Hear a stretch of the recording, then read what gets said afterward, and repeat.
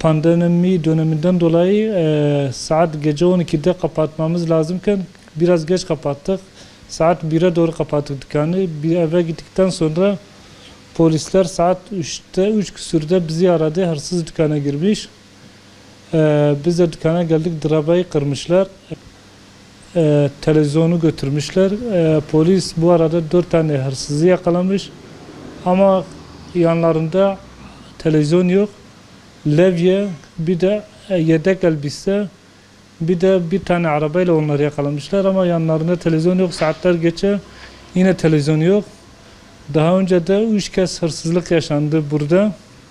Bu 3. kez oluyor, hırsız giriyor. Daha önce de bizim motorlar çalındı. Yani en son 5-6 ay önce yine bizim bir tane motor çalındı. Aşağı yukarı 7 tane motorumuz çalındı şu ana kadar.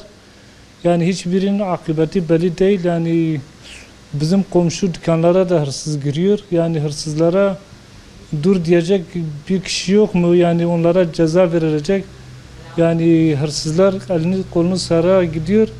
Yani biz dükkanı kapattık, İşlek Cadde'deyiz. Dükkanı kapattık, eve gidiyoruz. 7 tane kamera var. Kameraya bakarak hırsızlık yapıyor adamlar. Caydırıcı ceza olmadığından dolayı hırsızlık çoğalmış Batman'da. Yani Türkiye'de, Batman'da yani bir caydırıcı ceza gelmediğinden adamları bırakıp yine salıyor. Yani caydırıcı ceza olmadığından dolayı millet canından bezdirmiş. Bu hırsızlara dur diyelim, yani yapılacak bir şey yok. Yani en son güvenceyi biz mi alalım, biz 7-24 biz mi dükkanda nöbet tutalım, yoksa görevli arkadaşlar mı tutacak, yoksa hırsızları caydırıcı ceza mı verecekler, onu bilemiyorum.